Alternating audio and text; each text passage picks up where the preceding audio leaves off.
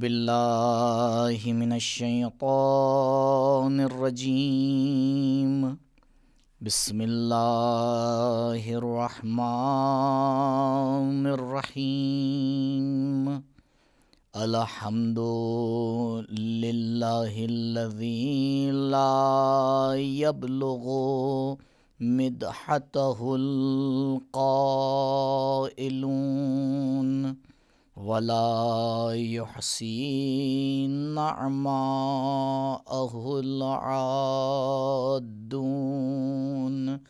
ولا يؤدي حقه المجتهدون فطر الخلائق بقدرته ونشر الرياح برحمته ووتدا بالصخور میدان ارضه والصلاة والسلام والتحیۃ والاکرام علی النبی المصطفى والرسول المجتبى الذي دنا فتدلى فكان قاب قوسين أو أدنى هو الذي سمي في السماء بأحمد وفي الأرضين بأبي القاسم المصطفى محمد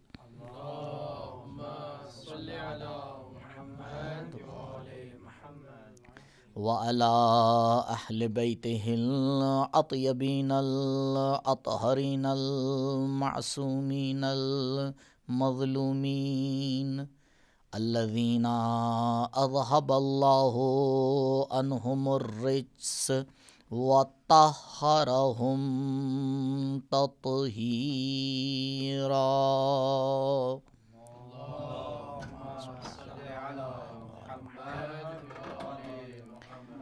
ولا سيما على الحجة الثاني عشر بقية الله المنتظر واللعنة الدائمة على أعدائهم وقتلتهم ومنكري فضائلهم أجمعين.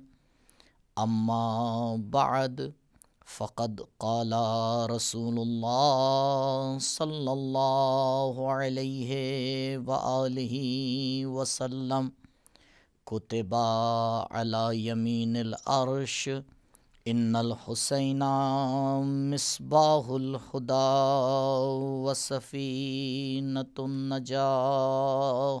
درود پڑھیں بر محمد و آل محمد.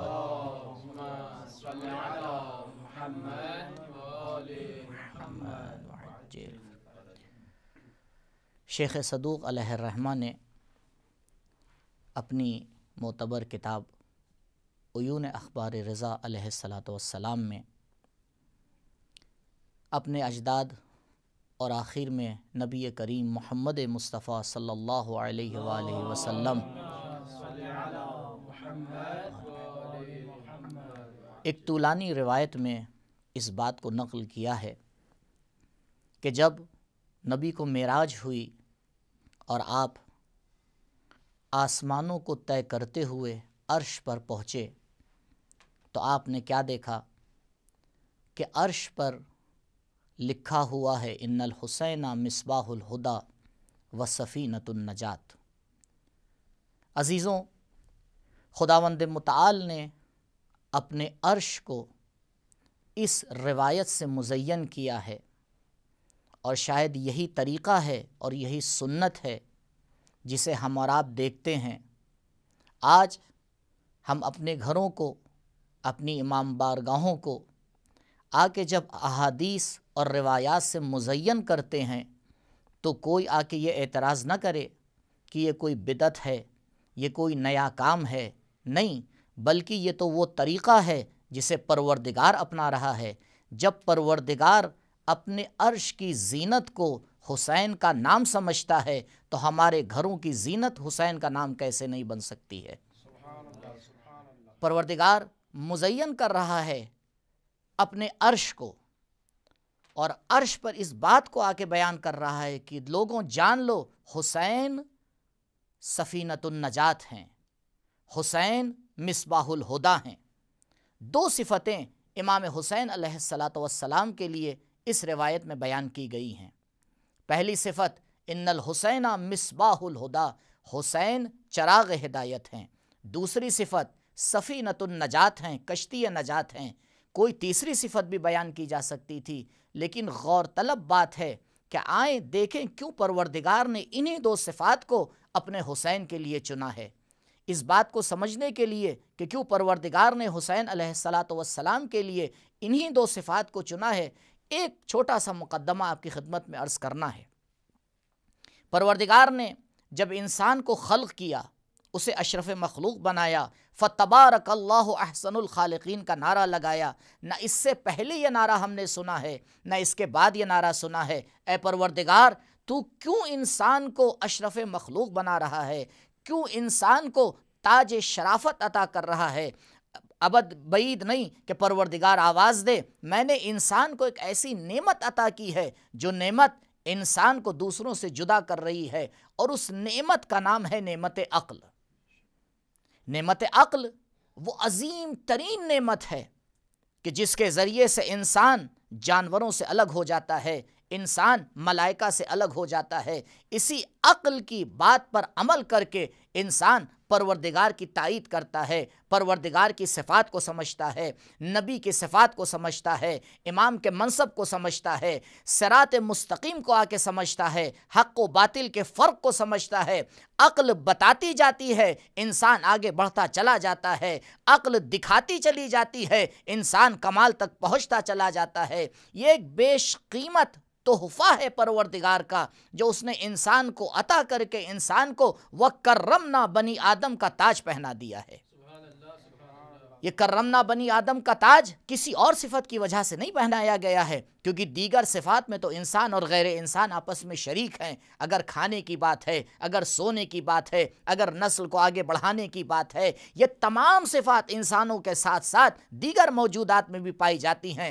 لیکن جب عقل سے سمجھنے کی بات آتی ہے تو پروردگار آواز دیتا ہے، بشر عبادی، اے میرے نبی میرے خاص بندوں کو بشارت دے دیجئے۔ یہ بندے کون ہیں؟ الذین یستمعون القول، جو باتوں کو سنتے ہیں، فیتبعون احسنہ، اور اس کے درمیان میں سے جو بہترین بات ہوتی ہے اسے چن لیا کرتے ہیں۔ ان کے چننے کا معیار عقل ہوا کرتی ہے، اور اسی کے معیار پر وہ حق اور باطل کے درمیان فرق ڈال دیتے ہیں۔ عزیزوں، جب پروردگار نے انسان کو عقل کی نعمت عطا کی تو علماء نے جب عقل کی کارکردگی کے اوپر نظر ڈالی تو علماء نے فرمایا عقل ایک ہے لیکن طریقہ کار اس کے دو ہوا کرتے ہیں۔ ایک مرتبہ عقل نظری معاملات میں اور سمجھنے والے معاملات میں آ کے فیصلہ لیتی ہے، عمل سے اس کا کوئی کام نہیں ہے۔ سارا جھکاؤ عقل کا یہاں پر یہ ہے کہ صحیح اور غلط کے درمیان سمجھے۔ عقل سمجھتی ہے کہ پروردگار موجود ہے، عقل سمجھتی ہے وہ وحدہ لا شریک ہے، عقل سمجھتی ہے وہ بے مثل ہے، عقل سمجھتی ہے وہ حکیم ہے، وہ عالم ہے، وہ خالق ہے، وہ رزاق ہے۔ عقل ان باتوں کو سمجھتی چلی جاتی ہے۔ جب عقل اس دائرے میں آ کے کام کرتی ہے تو علماء اسے عقل نظری کہا کرتے ہیں۔ لیکن جب عقل عمل کے میدان میں آتی ہے اور یہ سمجھتی ہے کہ یہ راستہ صحیح ہے، یہ راستہ غلط ہے، عبادت کرنا چاہیے، پروردگار کی اطاعت کرنا چاہیے، سچ بولنا چاہیے، والدین کا احترام کرنا چاہیے، جب عملی باتوں کو سمجھنے کی کوشش کرتی ہے تب علماء اسے عقل عملی کہا کرتے ہیں۔ عقل ایک ہے لیکن کبھی نظری معاملات میں آ کے عمل کرتی ہے، کبھی عملی معاملات میں آ کے کارکردگی دکھاتی ہے۔ اسی لیے آپ دیکھیں پروردگار نے جو دین نازل کیا ہے اس میں بھی ہمیں دو حصے نظر آتے ہیں، ایک حصہ اصول دین کا ہوتا ہے، دوسرا حصہ فروع دین کا ہوتا ہے۔ اصول دین میں تمام وہ باتیں آتی ہیں جو سمجھنے والی ہیں۔ آپ بتائیں توحید کرنے کا نام نہیں ہے، سمجھنے کا نام ہے۔ ولایت کرنے کا نام نہیں ہے، سمجھنے کا نام ہے۔ قیامت کرنے کا نام نہیں ہے، سمجھنے کا نام ہے۔ لیکن جب اصول دین سے ہم فروع دین کی طرف جاتے ہیں تو صرف عمل کی بات ہوتی ہے۔ نماز پڑھی جاتی ہے، زکوٰۃ نکالی جاتی ہے، روزہ رکھا جاتا ہے، خمس ادا کیا جاتا ہے۔ اب یہاں پر عمل کی بات ہو رہی ہے۔ دین دونوں چیزوں کا مجموعہ ہے۔ ہمارے معاشرے میں کبھی کبھی آپ نے دیکھا ہوگا ایک عجیب اعتراض کر دیا جاتا ہے کہ بھئی دیکھیے عقیدہ پکا ہونا چاہیے۔ اگر عقیدہ آپ کا صحیح ہے تو پھر کوئی مشکل نہیں ہے، باقی معاملات آپ کے ٹھیک ہیں۔ لیکن ایک آپ دوسرے گروہ کو دیکھیں گے جن کا سارا جھکاؤ عمل کے اوپر ہوتا ہے۔ کہتے قبلہ اگر آپ نے عمل نہیں کیا تو کچھ بھی نہیں، کیسا بھی عقیدہ آپ رکھ لیجئے۔ اب یہ دو گروہ، ایک عقیدے کو لے کے آگے بڑھتا رہتا ہے، دوسرا عمل کو لے کے آگے بڑھتا رہتا ہے۔ آپ کو یاد ہوگا چند سال پہلے ہندوستان میں ایک عجیب واقعہ ہوا، چلتے ہوئے نوٹ بند ہو گئے۔ انسان کی پوری جمع پونجی وہ زیرو ہو گئی۔ کیا؟ سرکار نے ایک نیا فیصلہ لے لیا کہ بھئی ہمیں نوٹ بدلنا ہے۔ نئے نوٹ بازار میں آ گئے۔ یہ جو نئے نوٹ بازار میں آئے تو آپ نے دیکھا ہوگا کہ نوٹ دونوں طرف چھپا ہوا ہوتا ہے۔ اب غلطی سے، جلد بازی کا کام تھا، نئے نئے نوٹ آنا تھے، ایک نوٹ میں ایک طرف کچھ چھپ گیا، دوسری طرف کچھ چھپ گیا، اور اتفاق سے وہ نوٹ آپ ہی کی گڈی میں نکل آیا۔ اب آپ لے کے پہنچے اس کو، اب چاہے آپ اسے لے کے پان کی دکان پہ پہنچے، چاہے آپ لے کے اس کو چائے کی دکان پہ پہنچے، آپ یقین مانیے چاہے وہ نوٹ کے اوپر 500 لکھا ہو چاہے 200 لکھا ہو، وہ نوٹ کہیں چلنے والا نہیں ہے۔ میں آپ سے سوال کروں گا قبلہ یہ اسی سرکار نے تو پرنٹ کیا ہے، یہ وہیں سے تو چھپ کے آ رہا ہے، تو یہ چل کیوں نہیں رہا ہے؟ یہ ہماری سرکار میں کیوں چل نہیں رہا ہے؟ تو کہیں گے بھائی سیدھی سیدھی بات ہے، وجہ یہ ہے کہ اس نوٹ میں ایک طرف کچھ چھپا ہوا ہے، دوسری طرف کچھ اور چھپا ہوا ہے۔ تو اس کا مطلب یہ ہوا اعتبار اس نوٹ کا ہوتا ہے جس میں دونوں طرف ایک ہی چیز چھپی ہو، ولو ایک ہی کیوں نہ چھپا ہو۔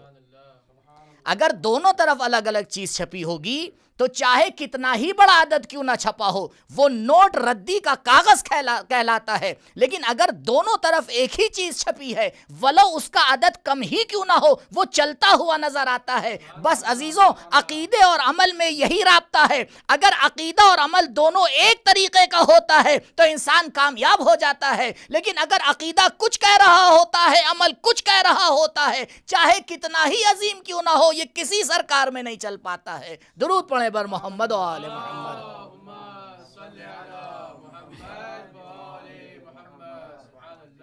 لہٰذا ضروری ہے انسان اس بات کے اوپر غور کرے کہ اس کا عقیدہ اور اس کا عمل دونوں ایک دوسرے کے ساتھ ہم آہنگ ہونا چاہیے۔ یعنی عقل نظری جس بات کی تائید کرے، عقل عملی عمل کے میدان میں اسی پر عمل کرے۔ آخرکار اگر انسان اپنی سمجھی ہوئی بات پہ عمل نہیں کرے گا تو اس کا مطلب یہ ہے کہ وہ سب سے پہلے اپنے آپ کو جھٹلا رہا ہے۔ اگر اس کی عقل نظری یہ کہہ رہی ہے کہ پروردگار ہی عبادت کے لائق ہے اور نماز کے وقت یہ سوتا ہوا نظر آ رہا ہے، تو یہ دونوں میں کہاں سے تائید ہو رہی ہے؟ اسی لیے پروردگار نے بارہا قرآن میں جب یا ایھا الذین آمنو کو آواز دی ہے، اسی کے بعد اعملوا الصالحات کو کہہ کے بتایا ہے کہ دیکھو عمل وہی لوگ کرتے ہیں جن کا عقیدہ درست ہوا کرتا ہے۔ عمل وہی کرتے ہیں۔ آئیے کربلا والوں سے مثال کو دیکھیے، آپ کو کربلا میں جو بہترین عملی نمونے ملیں گے ان میں سے کون سا ایسا ہے کہ جس کا عقیدہ کمزور ہو؟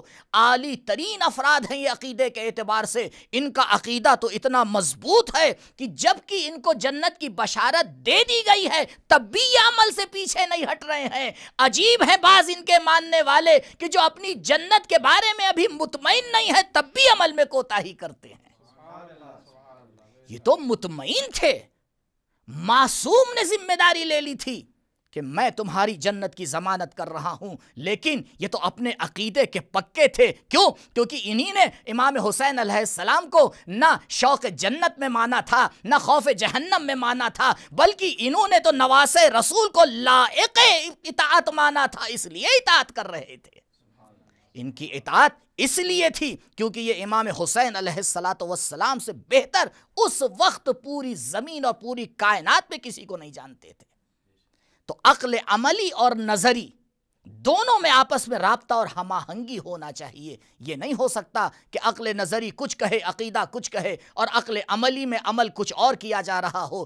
جیسے جیسے ان دونوں کا رابطہ مضبوط ہوتا چلا جاتا ہے تو انسان کے گفتار میں اور انسان کے کردار میں اور انسان کے افکار میں ایسی ہم آہنگی ہوتی چلی جاتی ہے، عقل سوچتی جاتی ہے، زبان بولتی جاتی ہے، کردار کرتا ہوا دکھائی دیتا رہتا ہے۔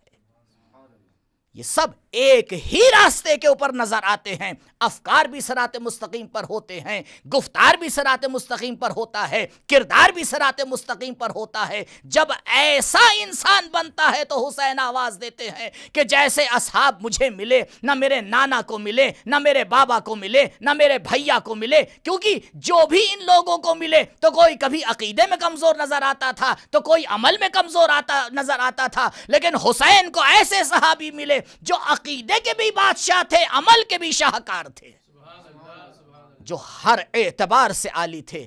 بس عزیزوں، اس مقدمے کے بعد آپ کی خدمت میں حدیث کی طرف آتا ہوں۔ آپ نے غور فرمایا عقل نظری بھی ہے اور عقل عملی بھی ہے۔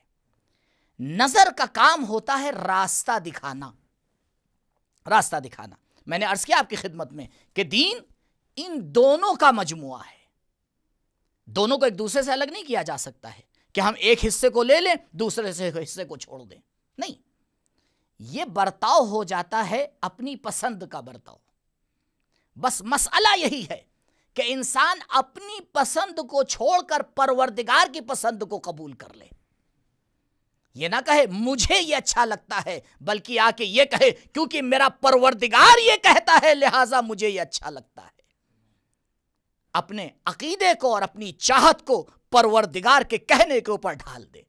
تو دین دونوں کو لے کے چلتا ہے۔ اب آئیے غور کرتے ہیں، انسان کی جو عقل نظری ہے اس کا کام ہے راستہ دکھانا۔ راستہ دکھانے کے لیے بتائیے کون سی چیز شرط ہے؟ کہا راستہ دکھانے کے لیے مشعل کی ضرورت ہوتی ہے، راستہ دکھانے کے لیے چراغ کی ضرورت ہوتی ہے۔ اگر ہمیں اندھیرے میں کہیں جانا ہے اور ہمیں راستہ دیکھنا ہے کون سا راستہ صحیح ہے کون سا راستہ غلط ہے، تو اگر ہمارے ہاتھ میں ایک معتبر چراغ ہو، ایک ایسا چراغ ہو کہ جس کو کوئی طوفان بجھا نہ پائے، تو ہم بڑے مطمئن ہو کے راستے پر گزر سکتے ہیں۔ لیکن جب عمل کی بات آتی ہے تو پھر حرکت کی بات آتی ہے تو پھر وہاں پر مثال دی جاتی ہے سواری کی کہ آپ سوار ہوئیے اور آگے بڑھیے، سواری آپ کو آگے بڑھاتی ہے۔ عجیب پروردگار نے عرش پر حدیث لکھی ہے، کہا دیکھو اے انسان، اگر تمہیں کمال تک پہنچنا ہے تو تمہیں عقل نظری میں بھی رہبر کی ضرورت ہے، تمہیں عقل عملی میں بھی رہبر کی ضرورت ہے۔ عقل نظری کی مثال چراغ سے دی جاتی ہے، عقل عملی کی مثال کشتی سے دی جاتی ہے۔ کہا دونوں کے ناخدا کا نام حسین ابن علی ہے، حسین چراغ ہدایت بھی ہیں، کشتی نجات بھی ہیں۔ درود پڑھیں بر محمد و آل محمد۔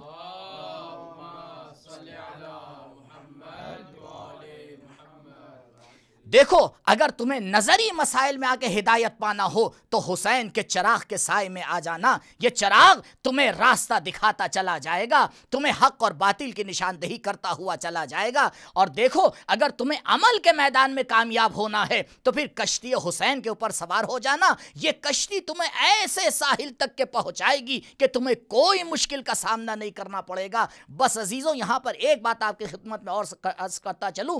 آپ بتائیے اگر ایک انسان دریا کے کنارے ساحل کے اوپر کھڑا ہوا ہے، بات کشتی کی آئی ہے نا، ساحل کے اوپر کھڑا ہوا ہے اور اس کے سامنے ایک عظیم کشتی لگی ہوئی ہے جس کے اوپر 14 بادبان نظر آ رہے ہیں، جس کے ناخدا کا نام حسین ابن علی ہے، جس کے عرش کا نام عرش الہی ہے، جس کے نگہبانوں کا نام جبرائیل اور میکائیل ہے۔ ایسی کشتی کھڑی ہوئی ہے، طوفان آتا چلا جا رہا ہے، دنیا کے طوفانوں کو ہم دیکھ رہے ہیں، کوئی آواز دیتا ہے اے انسان اگر تجھے نجات پانا ہے، تیرا عقیدہ تو سدھر گیا ہے لیکن تجھے اس کشتی کے اوپر سوار ہونا پڑے گا، لیکن میں اپنے عقیدے میں مست آ کے اس کشتی کی تعریف کر رہا ہوں کہ کتنی خوبصورت کشتی ہے، کتنی اعلیٰ کشتی ہے، کتنے خوبصورت پھریرے ہیں، کتنے عظیم نگہبان ہیں، میں تعریف پہ تعریف کرتا چلا جا رہا ہوں لیکن کشتی پر سوار نہیں ہو رہا ہوں۔ تو آپ مجھے بتائیے اگر طوفان آئے گا تو کیا میں اپنے آپ کو اس طوفان سے بچا پاؤں گا؟ ہرگز نہیں۔ اگر طوفان سے بچنا ہے تو تعریف کے ساتھ ساتھ شرط یہ بھی ہے کہ اس پر سوار ہونا پڑے گا۔ جب تک سوار نہیں ہوں گے تب تک نجات نہیں ملنے والی ہے۔ اسی لیے وہ انسان جو حسین ابن علی علیہ السلام کی تعریف تو کرتے ہیں لیکن حسینی مکتب کو قبول نہیں کرتے ہیں، یہ ویسے ہی ہیں جو ساحل پہ کھڑے ہوئے کشتی کی تو تعریف کر رہے ہیں لیکن سوار ہونے کی زحمت نہیں کرتے ہیں۔ یہ سوار ہونے کی زحمت نہیں کرتے ہیں۔ اگر عقل یہ قبول کر رہی ہے کہ مکتب حسینی عالی ترین مکتب ہے، اگر عقل یہ گواہی دے رہی ہے کہ حسین کی رہبری عالی ترین رہبری ہے، تو پھر ہر مکتب و رہبر کو چھوڑ کر ہمیں اسی رہبر کو اپنانا پڑے گا۔ عملی میدان میں بھی ہمیں وہی کرنا پڑے گا جو عقل نظری کے میدان میں ہماری عقل گواہی دے رہی ہے۔ عالم اسلام میں ایک بڑا پیچیدہ مسئلہ ہے اور وہ مسئلہ پرانے زمانے سے موجود ہے کہ پروردگار نے انسان کو مختار خلق کیا ہے یا مجبور؟ آپ دیکھیں وہ انسان کہ جس کا نہ دنیا میں آنا اپنے اختیار میں ہے اور نہ دنیا سے جانا اپنے اختیار میں ہے، وہ اپنے اختیار کے اوپر کتنا پھولتا ہے۔ آنا بھی اختیار میں نہیں ہے، جانا بھی اختیار میں نہیں ہے، نہ اپنے اختیار سے آیا ہے نہ اپنے اختیار سے جائے گا۔ اسی لیے بارہا میں اس بات کو عرض کرتا ہوں کہ اگر ایک گھر ادھر پیدا یہ ہو جاتا تو چوٹی نکلی ہوتی، گھنٹہ بجا رہا ہوتا۔ صرف ایک دیوار کا فرق ہے قبلہ ہے۔ تو جہاں اتنا اختیار نہیں ہے اسے، اور پروردگار بغیر کسی امتحان کے وہ نعمت دیتا ہے کہ ایسے گھرانے میں پیدا کر دیتا ہے جہاں ماں اپنی گود میں حسین کی مجلس میں لے کے جا رہی ہے، جہاں وہ بچپنے سے ماتم کی آوازوں کو سن رہا ہے، جہاں سے وہ جوانی میں آ کے فضائل اور مصائب سن رہا ہے، جہاں وہ آ کے نماز کی صفوں میں کھڑا ہو رہا ہے۔ اے انسان، جب بغیر مانگے پروردگار تجھے اتنی نعمتیں عطا کر دیتا ہے تو اگر تو خضوع سے مانگ لے گا تو کیا نہیں عطا کر دے گا۔ درود پڑھیں بر محمد و آل محمد۔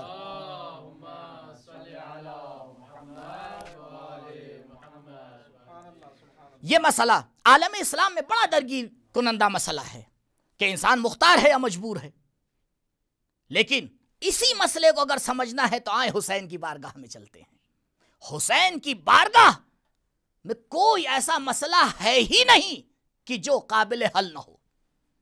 کشتی حسین پر آپ سوار ہو گئے، اب آپ مجھے یہ بتائیے، آپ اپنے اختیار سے طے کریں گے کدھر جانا ہے یا کشتی طے کرے گی؟ کہ قبلہ ہم نہیں طے کریں گے، کشتی طے کرے گی، ناخدا طے کرے گا کدھر جانا ہے، اب ہمیں طے نہیں کرنا ہے۔ اچھا یہ بتائیے، اگر ہم کشتی کے عرشے کے اوپر کھڑے ہوئے ہیں تو کیا ہمیں اختیار ہے اس بات کا کہ ہم اس سے زیادہ آگے بڑھیں؟ کہاں بالکل آپ کو اختیار ہے، لیکن یاد رکھیے گا پھر ہلاکت ہی ہے۔ تو آپ کو چلنے کی اجازت دی گئی ہے لیکن اتنی بھی اجازت نہیں ہے کہ جہاں چاہے چلے جائیں۔ تو یعنی آپ کو اختیار بھی دیا گیا ہے لیکن اس اختیار کو محدود بھی کیا گیا ہے۔ اسی کو کہا جاتا ہے امر بین الامرین۔ نہ پروردگار نے جبر رکھا ہے نہ پوری طرح سے مختار بنایا ہے۔ کہا کشتی حسین پر آ جانا، حسین جتنا دائرہ بنا دے اتنے میں تم آزاد ہو، دائرے سے باہر جانے کی کوشش نہ کرنا، اگر باہر جاؤ گے تو ہلاکت ہی ہلاکت نظر آئے گی۔ درود پڑھیں بر محمد و آل محمد۔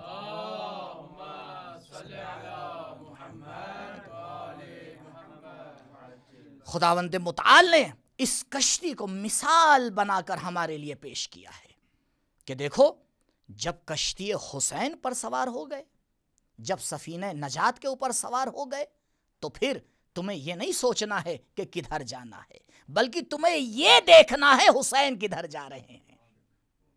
پھر تمہیں یہ نہیں طے کرنا ہے کہ تمہیں کیا پسند ہے، پھر تمہیں یہ دیکھنا ہے حسین کو کیا پسند ہے۔ پھر تمہیں یہ نہیں دیکھنا ہے تمہیں کیا کرنا ہے، پھر تمہیں یہ دیکھنا ہے کہ آقا کیا کہہ رہے ہیں۔ پھر انسان اپنے جذبات کو فدا کر دیتا ہے، انسان اپنے اختیار کو فدا کر دیتا ہے۔ جب اپنی تمام چیزوں کو فدا کرتا ہے تب حسینی بنتا ہے، کیونکہ حسینیت صرف نام لینے کا نام نہیں ہے، حسینیت کی تو شروعات ہی فداکاری سے ہوتی ہے۔ حسینیت کی ابتدا ہی فداکاری سے ہوتی ہے، اور فداکاری کا مطلب یہ نہیں ہے کہ انسان مال و دولت دے دے، انسان آئے جاؤ حشم دے دے۔ کہا نہیں، سب سے پہلے اپنے نفس سے شروع کرنا پڑے گا۔ آؤ اپنے ہوائے نفس کے اوپر قدم رکھ کے بتاؤ کہ تم کتنا قربان کرنے کے لیے تیار ہو، تم کتنا قربان کرنے کے لیے تیار ہو۔ اسی لیے آپ دیکھیں کہ کربلا میں غلام بھی موجود تھا لیکن آقا تھا۔ کیوں؟ کیونکہ وہ غلام ہوتے ہوئے بھی اتنا آقا تھا کہ اپنے نفس کے اوپر کنٹرول رکھتا تھا اور پوری طرح سے مطیع حکم حسین علیہ السلام تھا۔ اسے کہتے ہیں اطاعت حسینی۔ مولا نے جب آ کے کربلا میں قربانی پیش کی تو صرف قربانی کا مطلب یہ نہیں ہے کہ حسین نے آ کے قربانی دے کر کے ہمارے لیے کوئی ایسا مسئلہ کھڑا کیا ہو کہ بس اب اس کے آگے کچھ نہیں ہونا ہے۔ نہیں، امام حسین علیہ السلام نجات دلانے کے لیے بہترین کشتی ہیں، لیکن کوئی یہ نہ سوچے کہ ہاں اب اگر ہم حسین سے متوسل ہو گئے تو بس بات ختم ہو گئی، اب ہمیں آگے کچھ کرنا ہی نہیں ہے۔ بسا اوقات لوگوں کے ذہن میں یہ بات آتی ہے کہ بھائی آپ حسینی ہو جائیے۔ البتہ حسینی ہو جائیے کہ بھی کچھ تقاضے ہیں، اس کو چھوڑ دیا جاتا ہے۔ اگر ان تقاضوں کو سامنے رکھا جائے تو بات ہی ختم ہو جاتی ہے۔ کیوں؟ کیونکہ حسینی ہو جائیے کا مطلب کیا ہے؟ حسینی ہو جائیے کا مطلب یہ ہے کہ بچپنا جناب علی اصغر سے ملتا ہوا ہو، جوانی علی اکبر علیہ السلام سے ملتی ہوئی ہو، ادھیڑ پن حضرت عباس علیہ السلام سے ملتا ہوا ہو۔ انسان اپنے کردار کو جتنا ملاتا جائے گا اتنا ہی تو حسینی کہلائے گا۔ بھائی آپ سیدھی سے میں آپ کو مثال دوں، ایک بچہ آپ کو دیکھتا ہے، کہتا ہے بابا میں آپ کی تصویر بناتا ہوں۔ تصویر بنانے کا بچوں کو شوق ہوتا ہے، آرٹ بنانے کا شوق ہوتا ہے، اور بہت اچھا شوق ہے۔ ادھر ادھر کام سے بہتر ہے کہ بچوں کو اسی کام پہ لگا دیجئے۔ اب وہ بناتا ہے تصویر، تو اب آپ بتائیں وہ تصویر آپ سے کئی فیصد ملے گی؟ بھائی جے فیصد ملے گی اتنا ہی تو آپ قبول کریں گے۔ اگر بہت زیادہ مل رہی ہے تو آپ کہیں گے بیٹا واہ کیا تصویر بنائی ہے، بالکل میری ہی کاپی بنا دی۔ تو مشابہت میں شرط ہے کہ انداز ویسا ہی ہونا چاہیے، کردار ویسا ہی ہونا چاہیے، گفتار ویسا ہی ہونا چاہیے۔ اگر کوئی اپنی تصویر کو حقیقت حسینی سے جوڑ رہا ہے تو پھر اس کو اپنی ہر چیز کو حسینی کردار سے ملانا پڑے گا۔ جتنی مشابہت ہوتی چلی جائے گی اتنا حسینی بنتا چلا جائے گا۔ درود پڑھیں بر محمد و آل محمد۔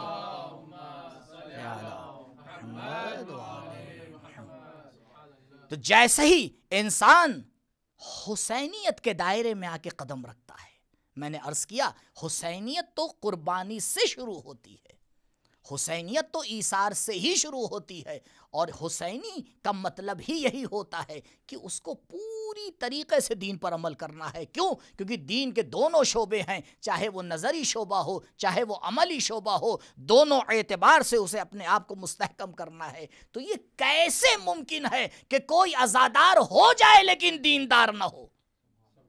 یہ کیسے ممکن ہے؟ عزیزوں، ان الفاظوں کو ہمارے سامنے پیش کر کے ایک دوسرے سے الگ کر کے یہ کوشش کی جاتی ہے کہ حسینیت کا چہرہ بگاڑا جائے، دیندار کا چہرہ بگاڑا جائے، لیکن حسینی اتنے سمجھدار ہیں، وہ جانتے ہیں کہ عزاداری کا نام ہی دینداری ہے، اور دینداری بغیر عزاداری کے ممکن ہی نہیں ہے۔ یہ دونوں ایک دوسرے کے ساتھ اس طرح سے موجود ہیں کہ جیسے جیسے عزادار آگے بڑھتا چلا جاتا ہے دینداری نکھرتی چلی جاتی ہے، جیسے جیسے دیندار خدا کی بارگاہ میں جھکتا چلا جاتا ہے عزادار پہ عزادار بنتا چلا جاتا ہے۔ درود پڑھیں بر محمد و آل محمد۔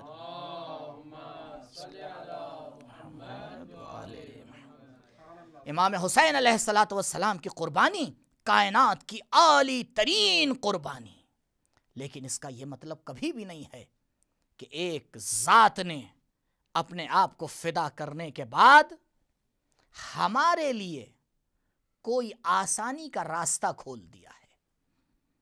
نعوذ باللہ، تشیع مسیحیت کا نام نہیں ہے، جہاں اس بات کو بڑھاوا دیا جاتا ہے کہ جناب عیسیٰ علیہ السلام سولی کے اوپر چڑھ گئے، کیوں؟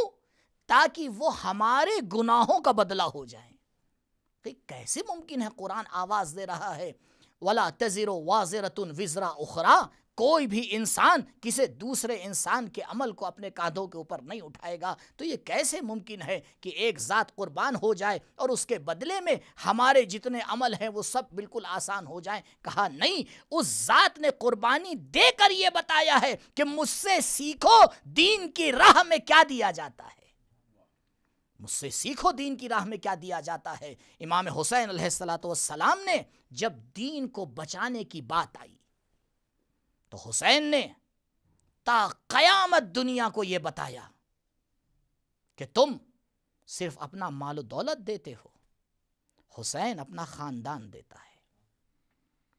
تم اپنی ان چیزوں کو دیتے ہو جو بچ جاتی ہیں، حسین ان چیزوں کو خدا کی بارگاہ میں دیتا ہے جو سب سے عزیز ہوتی ہیں۔ عزیزوں، یہی حسینیت کا تقاضا ہے۔ اہل بیت علیہم السلام نے ہمیں یہی سکھایا ہے کہ جب ہم اس راستے پر آئیں تو پھر یہ دیکھیں کہ میرے معبود کو کیا پسند ہے۔ امام حسین علیہ السلام نے جب اپنی ساری قربانیاں دے لیں تو ایک وقت وہ بھی آیا کہ زہرا کا لال اب رن کی طرف خدا حافظ کر کے چلا ہے۔ ہاں عزاداروں، حسین سلام آخر کے بعد مقتل کی طرف روانہ ہوتے ہیں، اور مقتل میں پہنچ کر حسین آواز استغاثہ بلند کرتے ہیں، حل من ناصر ینصرنا، حل من مغیث یغیثنا، کوئی ہے جو حسین کی مدد کرے؟ کیا حسین نہیں جانتے تھے کہ اکبر کے کلیجے پہ برچھی لگ چکی ہے؟ کیا حسین نہیں جانتے تھے کہ قاسم کا لاشا پامال ہو چکا ہے؟ کیا حسین نہیں جانتے تھے کہ عباس کے شانے قلم ہو چکے ہیں؟ ارے حسین ان تمام باتوں کو جانتے تھے، لیکن پھر بھی آواز دے رہے ہیں۔ یاد رکھیے گا، یہ حسین کی آواز آج بھی فضاؤں میں گونج رہی ہے، آج بھی حسین ناصروں کی تلاش کر رہے ہیں۔ انشاءاللہ کہ ہم اور آپ اس آواز پہ لبیک کہہ کر حسین کے ناصروں میں اپنا نام شمار کروا سکیں۔ حسین نے جب آواز استغاثہ بلند کی تو ایک مرتبہ خیمے میں کوہرام مچ گیا۔ حسین رن سے واپس آئے، بہن زینب، ارے یہ خیمے میں کوہرام کیسا ہے؟ ابھی تو حسین زندہ ہے، ابھی تو حسین بارگاہ پروردگار میں قربانی دینے کے لیے تیار ہو رہا ہے۔ ہاں عزادارو، بس جیسے ہی بہن نے آواز سنی، بھیا آپ کی آواز استغاثہ سن کر علی اصغر نے اپنے آپ کو جھولے سے گرا دیا ہے۔ بس میں ایک سوال کروں گا، علی اصغر، ارے مقتل لکھتے ہیں کہ اتنا آپ کے اوپر بے ہوشی طاری تھی کہ آپ بے ہوش ہو چکے تھے، لیکن حسین کی آواز نے عجب جذبہ اطاعت زندہ کر دیا۔ ننھے علی اصغر نے اپنے آپ کو جھولے سے گرا دیا۔ حسین آگے بڑھے، لاؤ میرے لال کو میرے حوالے کر دو، شاید اس کے لیے پانی کا انتظام ہو جائے۔ اللہ اکبر! ارے جس کی ماں کے مہر میں کوثر و تسنیم لکھی گئی ہو، اس کا لال آج اپنے ننھے علی اصغر کو لے کر پانی کا سوال کرنے جا رہا ہے۔ حسین فوج اشقیاء کے درمیان پہنچتے ہیں، آواز دیتے ہیں، اے فوج اشقیاء، اگر تمہارے سامنے حسین گنہگار ہے تو اس بچے نے کیا خطا کی ہے؟ بس ایک مرتبہ حرملا نے آواز دی، ایک مرتبہ عمر سعد نے آواز دی، اینا اینا حرملا اقطع کلام الحسین، حسین کے کلام کو منقطع کر دو۔ یعنی علی اصغر حسین کی آواز ہے، علی اصغر حسین کا بیان ہے، علی اصغر حسین کا کلام ہے۔ ارے آج جب کربلا سنائی جاتی ہے، لوگوں کو بتایا جاتا ہے کہ ایک 6 مہینے کا علی اصغر شہید ہوا ہے، حسین کی حقانیت سامنے آتی ہے۔ لو عزاداروں، ایک تیر چلا، فانقلب الصبی علی یدی الامام، بچہ امام کے ہاتھوں پر ذبح ہو گیا۔ حسین نے لاشے کو لیا، خیمے کی طرف واپس آ رہے ہیں۔ مجھے مقتل میں نہیں ملا کہ حسین کسی کا لاشا لائے ہو لیکن قدم لڑکھڑائے ہو۔ ہاں بس ایک ایسا لاشا ہے، نہ جانے اس میں کتنی طاقت ہے۔ حسین آگے بڑھتے ہیں، انا للہ و انا الیہ راجعون، قدم پیچھے ہٹاتے ہیں، رضا بقضائہ و تسلیما لامرہ۔ اللہ اکبر۔ آخر کار زہرا کا لال درِ خیمہ پہ آ کے آواز دیتا ہے، رباب آؤ اپنی امانت کو لے جاؤ، لیکن ماں سے پہلے ایک ننھی بچی نمودار ہوتی ہے۔ بابا بھیا کو پانی پلا دیا، سکینہ پیاسی رہ گئی۔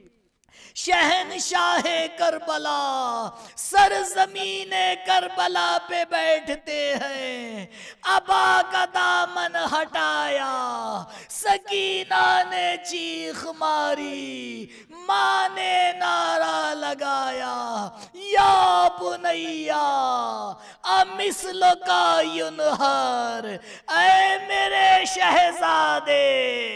ماں کو کیا معلوم تھا کربلا میں تم جیسے بھی ذبح کیے جاتے ہیں۔ الا لعنت اللہ علی القوم الظالمین، سیعلم الذین ظلموا ای منقلب ینقلبون، انا للہ و انا الیہ راجعون، رضا بقضائہ و تسلیما لامرہ، لا معبود سواک یا غیاث المستغیثین۔ بار الہ امام کے ظہور میں تعجیل فرما، ہمارا نام ان کے آوان و انصار میں شمار فرما، پرچم اسلام کو سر بلند فرما، پرچم کفر و نفاق کو سرنگوں فرما۔ میرے معبود تیری توحید کو ماننے والے اس دنیا میں جہاں جہاں بھی آباد ہیں، ان کی جان مال عزت و آبرو کی محافظت فرما۔ پروردگار علماء عالم کا سایہ ہمارے سروں پہ باقی رکھ، مملکت اسلامیہ کا تحفظ فرما۔ پروردگار محبت اہل بیت، عزاداری سید الشہداء تا قیامت ہماری نسلوں میں باقی رکھ۔ پروردگار جب ہم اس دنیا سے جائیں، ایک ہاتھ میں قرآن دوسرے میں دامن اہل بیت ہو۔ بار الہ ہماری پہلی اور آخری دعا تیری بارگاہ میں یہی ہے، امام کے ظہور میں تعجیل فرما، ہمارا نام ان کے آوان و انصار میں شمار فرما۔ ربنا تقبل منا انکا انت السمیع العلیم۔ ماتم حسین۔